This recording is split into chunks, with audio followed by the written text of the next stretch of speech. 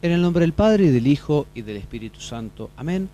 Queridos hermanos, voy a resumirles los números 56 a 61.8 del libro Para Salvarte, del Padre Jorge Loring, que corresponde al envío número 16 de nuestro curso Teología para Todos.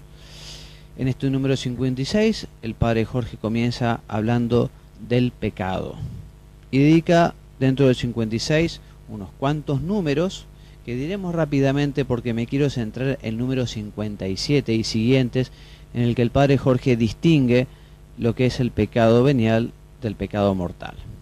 Pero comencemos entonces definiendo lo que es el pecado, diciendo que es toda acción u omisión voluntaria contra la ley de Dios.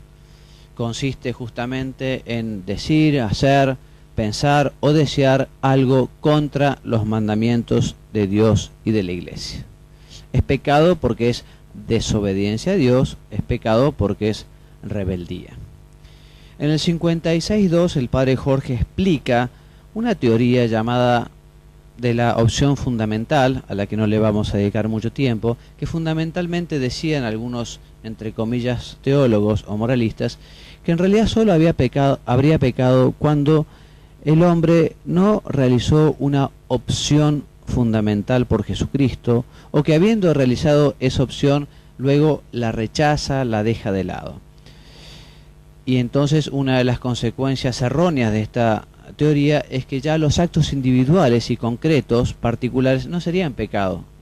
Lo único importante, según esta forma de pensar, es mantener esa opción fundamental por Dios. Bueno, evidentemente nosotros todos tenemos que hacer una opción fundamental por Dios, claramente, pero nuestras faltas o nuestros errores o nuestros pecados particulares, personales, individuales, son pecados cada uno de ellos porque es una desobediencia a Dios. Quien quiera profundizar en el tema puede leer el libro del Padre Jorge o, mejor aún, tomar la encíclica del Papa Veritatis Splendor, que recoge las enseñanzas del Papa en materia moral, y justamente en este documento explica muchos de los errores de algunos moralistas o teólogos, entre comillas, sobre este tipo de cuestiones. En el número 56.4 el Padre Jorge nos habla de los pecados de omisión, o sea, los pecados no solo son de comisión, hacer el mal, sino uno puede, si deja de hacer el bien que debe, comete un pecado de omisión. Habla de los llamados pecados sociales, y recordando que los pecados son siempre personales, que pueden tener evidentemente una repercusión social y que pueden generar estructuras de pecado, pero los pecados son siempre de las personas. El número 56.5 nos habla de que especialmente tientan al hombre el mundo, el demonio y la carne, y que la concupiscencia, esa inclinación al pecado que tenemos todos los hombres, con la que tenemos que luchar. A renglón seguido, un poquito más adelante, cita los 7 pecados capitales, que se llaman capitales porque son como la cabeza de otros muchos pecados, que son la soberbia, la lujuria, la avaricia, la ira, la gula, la envidia, la pereza, etc. El número 56.6 nos habla del respeto humano. Respeto humano se llama aquella persona, o tiene respeto humano a aquella persona que obra mal, pero por vergüenza de hacer el bien, vergüenza del que dirán. Y nosotros no podemos tener respeto humano, o sea, no podemos cometer por lo que digan los demás. 56.8 nos vuelve a recordar el Padre Jorge que el peor de los males es el pecado. Y en el 56.9 nos habla de las normas morales. Las normas morales, la ley moral, nos la ha dado Dios para que nosotros la conozcamos y la vivamos. Las normas morales no se dictan por consenso o por votación. Dedica unos importantes párrafos a explicar el error actual del relativismo ético, que fundamentalmente lo que dice es que no hay posibilidad de alcanzar una verdad absoluta, que todo es más o menos relativo, entonces justamente la única solución es tratar de consensuar cuál es la verdad, ¿no? Hay verdades objetivas, las tenemos que conocer, las tenemos que buscar, las tenemos que estudiar en nuestra conciencia, porque Dios nos las ha dado. El hombre tiene una ley natural, pero además ha tenido una ley divino positiva, los mandamientos, tenemos todas las enseñanzas en las Sagradas Escrituras. Sabemos que cada uno está obligado a actuar según su conciencia, pero no es la conciencia propia y personal la que dicta la norma moral, no es la conciencia la que crea la ley. La conciencia tiene que buscar el conocimiento de la ley. Nosotros tenemos que formar nuestra conciencia.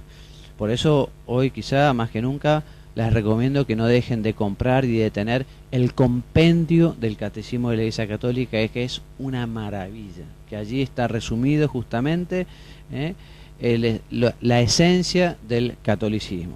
Tenemos que formar nuestra conciencia. La experiencia indica que hoy por hoy hay una gran ignorancia, una muy poca conciencia de pecado. En los retiros que predico muchas veces, cuando alguno les facilita un examen de conciencia con preguntas y respuestas, tienen grandes descubrimientos. Dicen, pero esto es pecado también. Y bueno, por eso hay que estudiar, hay que saber, hay que preguntar, hay que leer, en fin, hay que formar la conciencia. Porque la conciencia errónea, no siempre está exenta de pecado. O sea, para que haya pecado, lo vamos a ver, hay que saber que es pecado. Pero si uno tiene ignorancia por la propia culpa, es pecado. Como también un médico no puede decir, es que yo no sabía que había que sacar el bisturí después de la operación del estómago del paciente. O sea, hay verdades básicas que uno tiene obligación de conocer.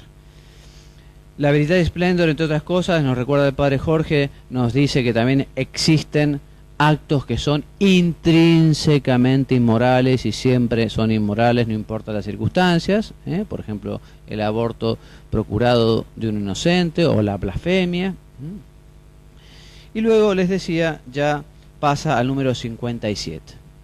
Distinguimos dos tipos de pecado, el pecado mortal y el pecado venial. El pecado mortal es grave, el pecado venial es leve. Las consecuencias del pecado mortal son: rompe la amistad con Dios, el hombre pierde la gracia santificante y, si no se arrepiente, merece la condenación eterna. El pecado mortal entonces es grave, y para que haya pecado mortal los requisitos son, por un lado, que la materia sea gravemente mala, la materia. Por ejemplo, no es lo mismo robar un caramelo en un supermercado que robar un banco o robar el alimento de una familia pobre que no tiene para ese día. La materia tiene que ser grave. Además, el sujeto tiene que tener advertencia, o sea, yo debo saber que aquello es grave, tengo que tener conocimiento.